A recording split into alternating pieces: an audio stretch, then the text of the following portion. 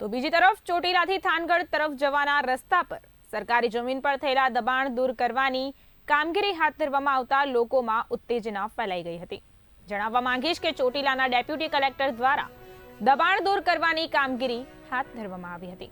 આ કામગીરી દરમિયાન નાના મોટા સહિત કુલ 15 જેટલા દબાણો દૂર કરવામાં આવ્યા હતા।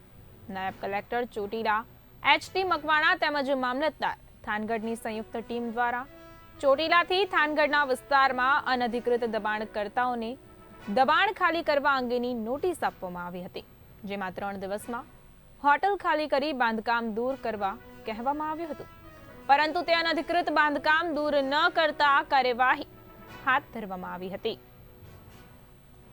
રોજબરોજની ફિલ્ડની તપાસણી દરમિયાન ધ્યાને આવેલ છે કે ચોટીલાથી થાનગઢ, થાનગઢથી મૂળી, ચોટીલાથી રાજકોટ હાઈવે તેમજ ચોટીલા સુરેન્દ્રનગર જેવા હાઈવે ઉપર ખૂબ જ મોટા પ્રમાણમાં સરકારી પડતર જમીન અને સરકારી જમીનો ઉપર ગેરકાયદેસર પાકા બાંધકામો કરી અને વેપાર ધંધાની સાથે સાથે અસામાજિક તત્વના અડ્ડા બની ગયેલા છે।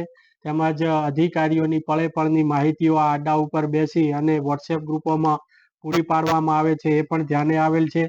જે બાબતને ધ્યાનમાં રાખી અને ગુજરાત પબ્લિક પ્રીમાઇસીસ અનધિકૃત કબજાઓ ખાલી કરવા બાબતના અધિનિયમ 1972 મુજબ જે જામવાળી વિસ્તારની અંદર થાનગઢના જે મફાભાઈ જગાભાઈ અલગોતર, રણુદાના અલગોતર અને વિજય રાણુ અલગોતર તમામ રહે જામવાળી થાનગઢ નાઓએ જે અવલિયા ચોકડી ખાતે પાકા બાંધકામો જેમ કે માલધારી હોટલ, ટી સ્ટોલ, પંચરનું કેબિન, પાણીના બોર, અવલિયા વેબ્રિજ, દુકાનો જેવા પાકા ગેરકાયદેસર બાંધકામો કરી સરકારી જમીન ઉપર ખૂબ જ મોટા પ્રમાણમાં વેપાર ધંધાની સાથે સાથે અડ્ડા ચલાવીને અધિકારીઓની રજેરજની માહિતીઓ પૂરી પાડતા હતા।